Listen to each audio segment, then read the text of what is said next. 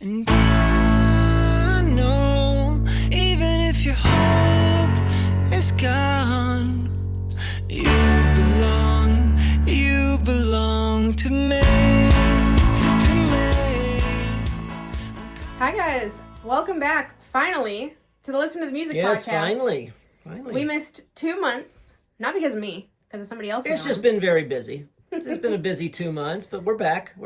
We are back, and it's my birthday month this month, and I got to pick the album. I wonder who planned it that way. Oh, let's see what this album is. What is we are talking about Nightshades by Cobra Starship. Yeah, a fantastic album that goes back to 2011. So, I mean, you're looking at 15 years ago. Oh my god! Okay? What was really cool was that the band even had ties to the ties to the Beatles, I believe. One of them was one of them was like one of the gals that was in the band. She was a relative of. Really? That I didn't know that. I don't know if it was a Beatle or if it was she was a relative of one of the wives of the Beatles. Well, I mean, that's basically the same thing. And so I believe that's right. I just remember guy. that I didn't. Probably should have looked that up before I told that story. So hey, let's move along. Don't believe everything you hear on the internet. Yeah. But yeah, I picked this album because how old would I have been? Like 9? You have 9. I was obsessed with this album. It had that song "You Make Me Feel" featuring Sabi. This is also the same band who had the song "Good Girls Go Bad" with Leighton Meester from Gossip Girl. Now let's keep in mind, Nightshades is their 4th and final album. But they've started releasing music again. They did start releasing music again, which is interesting. They were at Riot Fest last year. Okay, so I missed them. Nice. I know. It still Maybe they'll hit breaks my heart Six we didn't Flags go. again. We'll get to that, but that would be awesome. Yeah, we'll get to that story here in a second. I didn't realize, re-listening to it as an adult, just how 80s inspired it is. Like, I didn't think, that didn't, I don't know, sit in my brain as a kid. Well, it's not just 80s. It's got a lot of inspiration going on. Yeah. It's got 80s, 90s going on all throughout it. I mean, you're only 10 years removed from the 90s. I mean, it's easy to go ahead and, pigeonhole an album and say, hey, it sounds like it came from the 80s or it came from the 90s. It's got its own sound. Yeah. It knows its market. Mm-hmm. Absolutely. And the songs were pretty much all catchy. Yeah. With great hooks. Sorry, go ahead. No. I also looking at the features on the album. First off, a lot of them I didn't know. I will admit to that. Like Plasticines, I think, is on there. I have no idea who they are. I have no idea either. But they had Mac Miller on their album. Mac Miller, yeah. Which, looking back, I didn't think about it as a kid. But that's kind of insane. Because Mac Miller was huge. I mean, he was dating Ariana Grande. They had that song together that they did. For that era, he was kind of the face of that era of music. And so for them to have him on the album, on a song, it was very interesting. And I didn't think about it at the time because I was too young to really know who he was. But now as an adult, it's really cool to look at, especially since now, he's passed away, so. Okay. Oh, you have no idea who he is. I have no idea really who he's Mac a rapper, Miller is. so He's it makes sense. Okay. Makes sense you don't know. But yeah, he was big. No, but like you said, Plasticines, I believe Sabi. Yep, that's You Make Me Feel. You Make Me Feel. Yeah, what a great, it just had some great, it also had featuring Jump Into the Gospel on the song Schwick. That honestly, on my re-listen, because I also re-listened to it today just to prep for recording, I forgot how good that song is. That's a really good song, and I kept thinking that throughout most of this album. I was like, this is really good for a band that sadly has kind of been forgotten to time. Like, we talk about it with, like, their song that they did with Leighton Meester from Gossip Girl, which, I don't know who let that happen, genuinely, but, like, yeah, they were kind of lost to time for a little bit, so it's insane to listen to it. It may have been lost to time, but, I mean, with all the streaming services that are out there, it's still getting its listen. I mean, just to, you talk about the impact and how you heard the songs all the time. And I mean, it's easy to understand when the album debuted at number 50 on the Billboard 200, along with the fact that it managed 9,000 sales in its first week. And that's just with the lead single of You Make Me Feel. Oh, wow. Okay. Which, in turn, just to continue what I'm looking at, is that it reached number 7 on the U.S. Billboard Hot 100. So right there, being in the top 10 for a certain amount of time, put that album really at the top of everyone's listening. Yeah. At a certain point. Well, during 2011, 2010, or 2011, 2012. I mean, when You Make Me Feel, because I believe that was the first single off the album. Yes. When that came out, I mean, you couldn't turn on a radio station without hearing it, whether it was, like just the, run-of-the-mill pop radio station, or it was like the adult radio, I don't want to say adult radio station, but like the one where it'd be like playing, 80s to today or whatever they do, like it was on there too, like it was everywhere. You couldn't escape it. No, and you pretty much couldn't escape it for the next year. Yeah. And as a result, when Cobra Starship was touring, oh no, here we go. nope, they one of their stops happened to be good old Six Flags in St. Louis. Where we are. Now, as you know, my partner here on the podcast had been listening to this band for a while and had been playing this album nonstop in her room forever. And yes, I took her. She had just turned 10. Yeah. And it was considered to be the hottest day of July, I believe, clocking in at it had been the hottest day of the summer so far. Yeah, like 114, 115 heat index is what it ended up being midday. And not to even put more on that, we got up an extra couple hours early so that we could go to Six Flags and wait in line just to get tickets that would ensure us a spot somewhere in the first 3 rows. And it was fantastic. We did that. And then we had to walk around the park and wait for it to open. Yep. Because the rides were not open for like another hour. Yeah. And then, the park opened and we did some rides, but rides. We did an entire day at Six Flags. Oh, well, we did an entire day at Six Flags, but to understand the impact of the heat is that they had more than usual cooling stations open. Mm-hmm. And so we're at that, I believe it's the Looney Tunes Theater is what it was called at one point, but I can't remember what they were calling it then. I think, is that not what they were calling it? It might have been called that. But we're around noon, and essentially we had gone to Taco Bell because we had the pass that would let us in and out of the parking. We had a season pass. Yeah, and so we went to Taco Bell. We quickly ate, and then we went back and we did a ride or two.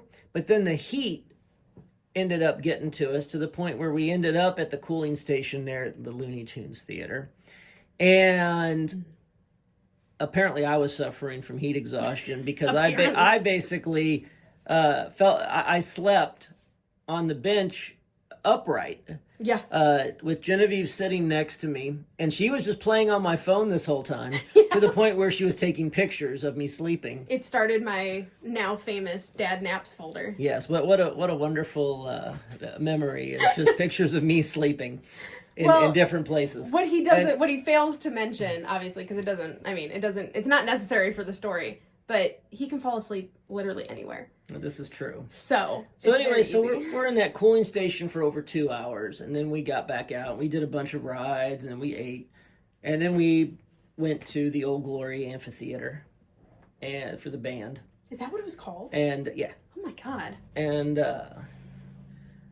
so we're there. We had we were third row. We didn't manage first or second. However, the band at one point got so crazy they were calling for everybody to come to the front, even though you had these people in the front row that in the front 3 rows that had done this extra time to get these front tickets, to get their tickets upgraded for next to nothing. And so at that point, when they were calling for us to get to the front by the stage, I grabbed you. Yeah. And I got Pushed me. I got you right up by the stage, and then I stayed behind you, and I kept everybody from pushing you out of the way. Little 10-year-old me. So you could be right there in front of the stage, looking up as they play, which I'm sure looked odd when you think about it, because you know here's this 37, 38-year-old guy standing there, and there's this 10-year-old that's right there in front of him that he's making sure nobody can mess with or push on and shove to the back. You know, and I only did that because we had been at shows before where I got you to the front, and then I walked away, and then people managed to shove you back. Well, I mean, you say that, but even like thinking about how concert culture like used to be pre-COVID, I don't know, people were a lot more like, people were a lot nicer. They didn't tend to like elbow you out of the way as often, at least from my perspective, maybe because I was, you know, a tiny child. They did it some, and the smaller you were, the more chance you had of it, because when your mom and I went to see King Crimson in Nashville, we were like 3 rows back from Fripp, and there were guys that were trying to edge her back, but I stood behind her so that she couldn't be pushed back, and I essentially was giving the guys dirty looks anytime they tried to push us. Yeah. You know, so I mean, it was, you know, that was in May of 2000, but you know, back on this one, so you know, the concert, great. However, I mean, a parenting error on my part. Oh, we're just jumping right in. You know, because you know, remember, I was 10 years old. She was 10 years old, and you know, and I had told my wife, I was like, at no point will we ever get any type of shorts that say something on them. On the butt. That's the part he's leaving out. Yeah, okay. On the backside. Those juicy pants in the 90s and early 2000s really messed with you. And I was like, I never want to see that on my daughter. And I did not realize when we got these like sweatshort type things at the merch booth, along with a bunch of other stuff, that it had something on the back of it. It had their song "Good Girls Go Bad" written across my ass. Which at 10 years old, very funny now. And so it's like we get home with everything, and she's trying everything on for her, you know, to show her mom, and next thing I know, it's like, I thought you said we were never going to get any shorts like this. I was like, what do you mean? And she goes, Genevieve, show your dad. I was like, oh, I had no idea. No idea whatsoever. I mean, the way that they were advertised, I will give you like an out on that one, because it did originally look like that was maybe written on the front. You know, which would still be a little strange, but like whatever. But my memory is just I did not know what was written on it at all. And, you know, but to suffice it to say, it ended up being she could only wear those at home. And even I feel like you guys ended up taking them away at one point.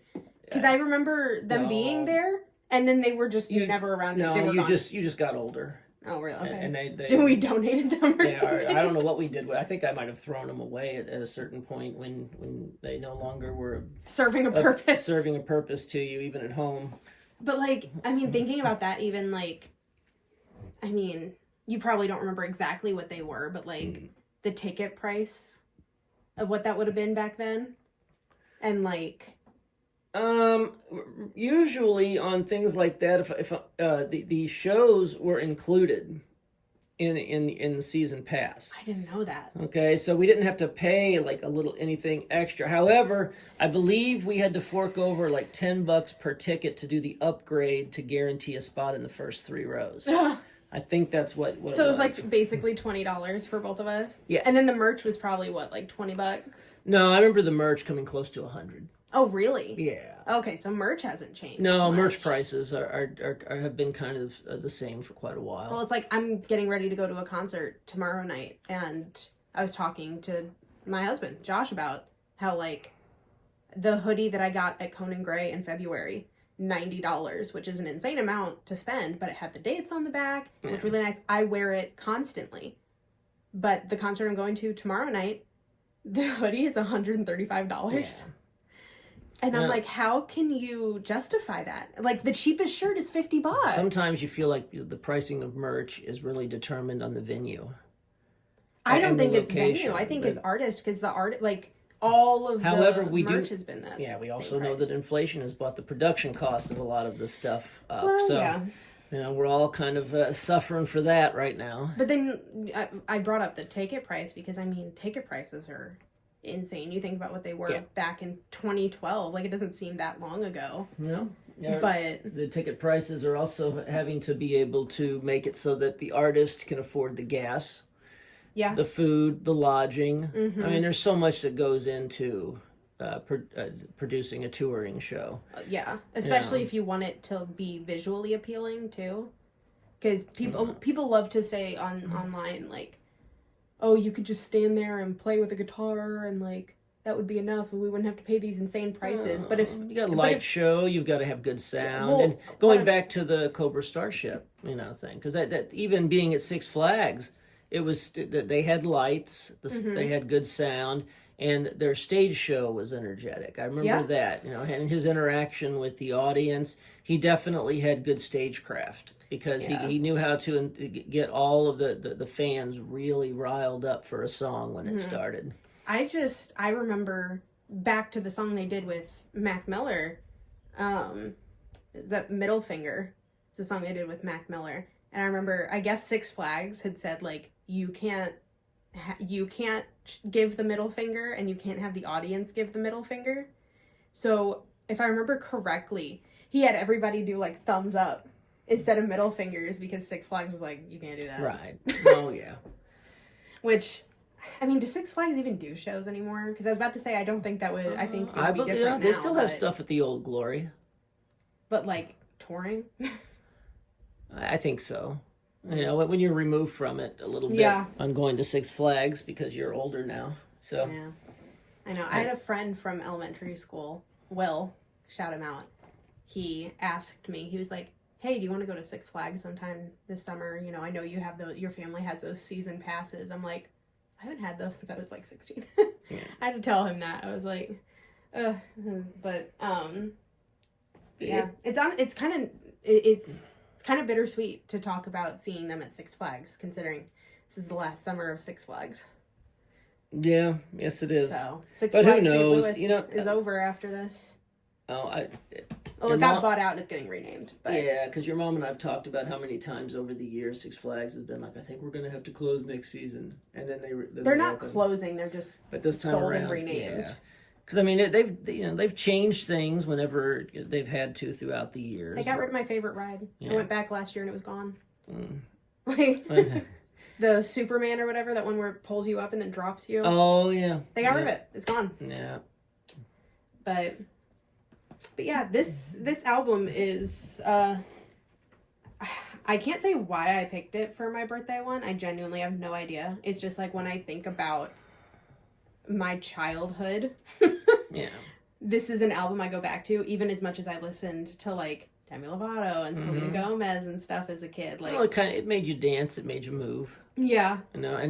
And My best friend and I at the time, like, we studied the lyrics to learn them. So, which like, goes back to good songwriting on there, because the guy Gabe, is it Saborda? His actually- last I name, don't- since I'm so terrible with remembering full names, Gabe Saporta. Yeah. Even in my research for the album to get information about the album was that how he struggled to even write the songs, and that he ended up, and who knows, he ended up going off somewhere and basically kind of writing it away from everybody else, and then ends up amassing a bunch of songs, and then they whittle it down to 10. It was 11. 10 or 11. Okay. Yeah. And But it's also like, I was thinking while listening to it, like, with the music that comes out today, it's always like, people using like big words and all this stuff and like trying to make them sound super like I don't know, intense or thoughtful or something. There's nothing like crazy about these lyrics, like crazy smart or anything like that, but just how like but they're just simple fun. and fun they are. Yeah. Like it really makes the album. Which makes them easy to remember and easy to imprint on you. Yeah. You know, if it has a hold on you. Therefore, when you hear one of the songs, the emotion of being that whatever age you were or where you were at the time you heard it. Yeah. You'll feel that way. Yeah. And it's like that with, with a lot of people in songs. Is that when they hear it, it just takes them back to what they would call that simpler time. I don't know about that. Only because it makes you feel good. Yeah. Which, I mean, that carries a lot of weight, especially with music. Yes, it does. And this album is definitely one of those that, it still holds out on streaming. I'm pretty sure it still gets good streaming numbers. Not one to be forgotten. No. I mean, clearly they were at Riot Fest last year. Yeah, so I mean, if they're back together, there was definitely a call for them to get back together. There was enough people to make them feel like, hey, I think the fans want us to perform again, which is pretty cool. Yeah. Honestly, to me, like, because it's not just like a resurgence for them. There's, the resurgence of like Pitbull is big again now. Kesha's having her moment again now. Like, music from that time is really having a resurgence. You and I have talked about this a lot of like the bands from like the 70s and 80s that you listened to growing up where they had that lull. Yeah, they had that lull. And they had to get through it. Like, that's I feel like that's kind of what's happened with a lot of the like 2010s music. Yeah, like the 70s and 80s bands had to make it through that 90s lull. That was what, and that's kind of what it feels like here, is that they just had to get through that. There was that decade. A decade had to pass, which is, I mean, essentially, if you think that when you look at the fact that the Nightshades album is their fourth and final for 20, fourth and final album. Their first album was 2006. And that's, the last album is 2011. And so basically they got back together after the pandemic. Yeah. That's exactly what happened. So you're looking at decade. Who knows? It may or may not have been a lull. It may have just been a need to get off and do their own thing.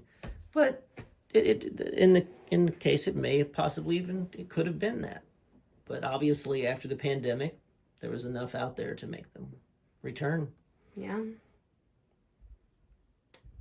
I don't really have anything else to say about this one. Yeah, just go listen to it. Yeah, that's probably fun. what she should say. So go listen to it. It's a fun one. Clearly, if my dad even liked it. Go let it build a memory for you, like it does for me whenever I hear a certain song on there about going to Six Flags, and heat exhaustion, and third row seats and all that, and incorrect merchandise purchasing.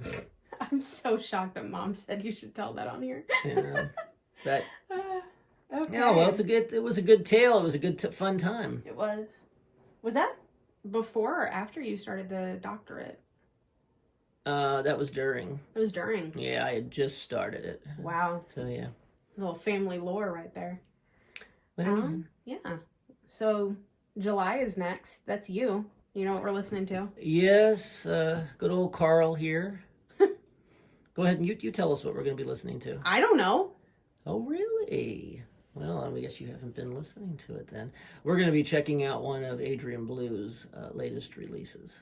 Oh, you haven't given it to me. You didn't give me the flash drive. Oh, well, I need to get on it. Yeah, Adrian released a new album here. I say new, maybe just a few short years ago, and we're going to talk about it. Wow. So this time around, I'm getting a more recent album, even if it's from an artist that's been around for a while. Yeah, the most recent before this one would have been 90s, Native Son. Yeah, we did the Judy Bats. But again, that'll be coming up. Also, we're going to have potentially a special guest with us on one of these. We're trying to figure that out. I'm kind of terrified to do that episode. She's worried about that one, but I'm not. I think it'll be great. It'll be great fun. And when we have our guest in with us, we'll be talking about this particular artist's entire discography, entire catalog, and history. Yeah. So it's going to be intense. It's probably going to be our longest episode yet. Yeah. So, okay. Well, that is Well. it for us. Well, We will- I'm Carl Dotson. Thanks for coming and listening. We'll see you next time.